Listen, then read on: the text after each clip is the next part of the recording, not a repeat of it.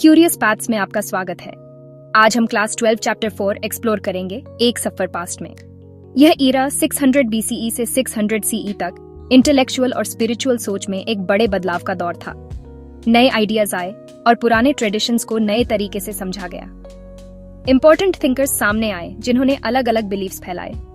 शानदार बिल्डिंग्स उनके फेथ और विजन का सबूत हैं।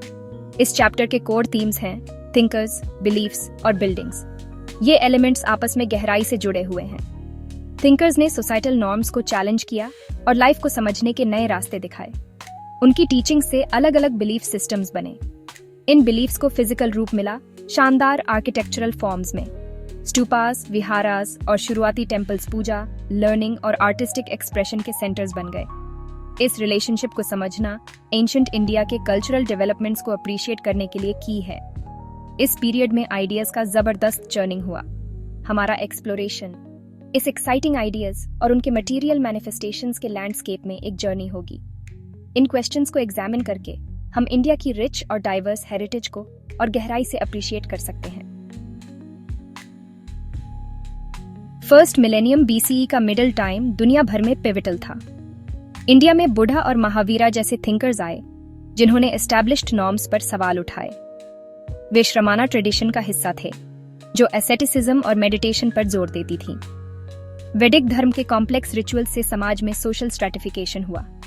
नए सोशल ग्रुप्स आसान स्पिरिचुअल रास्ते ढूंढ रहे थे। गौतम बुद्धा ने दुख खत्म करने के लिए अपनी लाइफ त्याग दी और 4 नोबल ट्रूथ्स और 8 फोल्ड पाथ सिखाए।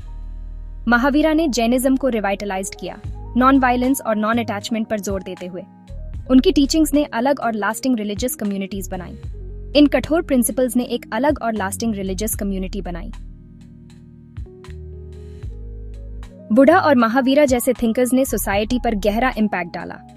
बुद्धिज्म के संघा लर्निंग के सेंटर्स बन गए और कास्ट हायरार्की को चैलेंज किया। जैनिज्म में नॉन वायलेंस को मानने की वजह से डाइटरी हैबिट्स और प्रोफेशंस पर असर पड़ा। जैन प्रिंसिपल्स ने मटीरियल चीजों से डिटैचमेंट और इंटेलेक्चुअल ओपननेस को बढ़ावा दिया। ब्राह्मणिकल ट्रेडिशन भी इवॉल्व हुई। नए टेक्स्ट्स और प्रैक्टिसेस सामने आए। भक्ति यानी लविंग डिवोशन का कॉन्सेप्ट पॉपुलर हुआ। अलग अलग बिलीफ सिस्टम्स आपस में इंटरैक्ट हुए जिससे बिलीफ्स और प्रैक्टिसेस का एक रिच टैपेस्ट्री बना। इस पीरियड ने मौजूदा रिलीजन्स को ट्रांसफॉर्म किया और उन्हें रीआर्टिकुलेट किया। सेक्रेड आर्किटेक्चर, फेथ और कम्युनिटी के मॉन्यूमेंट्स। नए बिलीफ्स और पैटर्नेज से खास आर्किटेक्चरल फॉर्म्स बने। आइकॉनिक बुद्धिस्ट स्टूपास में रेलिक्स रखे जाते थे और वे पूजा और सम्मान के ऑब्जेक्ट्स थे। सांची स्टूपा अपने मैसिव डोम और इंट्रिकेटली कार्व्ड गेटवेज के लिए फेमस है।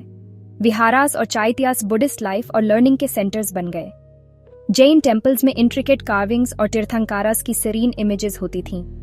माउंट आबू और श्रावणाबेलागोला फेमस जैन टेम्पल कॉम्प्लेक्सेस हैं। शुरुआती ब्राह्मणिकल टेम्पल्स में देवी देवताओं की इमेजेस होती थीं जो पौराणिक हिंदुइज्म को दर्शाती थीं। ये बिल्डिंग्स रॉयल पावर और पैट्रनेज के पावरफुल सिंबल्स थे। वे सिर्फ पूजा की जगहें ही नहीं थीं, बल्कि रिलीजियस, सोशल और कल्चरल लाइफ के सेंटर्स भी थे। कल्चरल कॉन्फ्लुएंस और एंड्यूरिंग लेगेसीज। 600 BCE से 600 CE तक का पीरियड इंडियन हिस्ट्री में ट्रांसफॉर्मेटिव था। बुद्धा और महावीरा जैसे थिंकर्स ने ऑर्थोडॉक्सीज को चैलेंज किया और नए स्पिरिचुअल रास्ते दिखाए। उनकी टीचिंग से लास्टिंग रिलीजियस ट्रेडिशंस और यूनिक सोशल स्ट्रक्चर्स बने। स्टूपास और रॉक कट केव्स जैसे आर्किटेक्चरल अचीवमेंट्स आज भी वाइब्रेंट कल्चरल हेरिटेज साइट्स हैं। ये स्ट्रक्चर्स रिलीजियस कम्युनिटीज के लिए फोकल पॉइंट्स और लर्निंग के सेंटर्स का काम करते थे। अहिंसा, कार्मा और धर्मा जैसे एथिकल प्रिंसिपल्स इंडियन साइकी में गहराई से बस गए। इंडियन रिलीजन्स और फिलॉसफीज पूरे एशिया में फैले और ग्लोबल ट्रेडिशंस को इन्फ्लुएंस किया। इस पीरियड को स्टडी करने से जबरदस्त इंटेलेक्चुअल करेज और आर्टिस्टिक क्रिएटिविटी का पता चलता है। इन डेवलपमेंट्स की लेगेसी आज भी लाइफ्स को शेप कर रही है और क्रिटिकल थॉट को इंस्पायर कर रही है।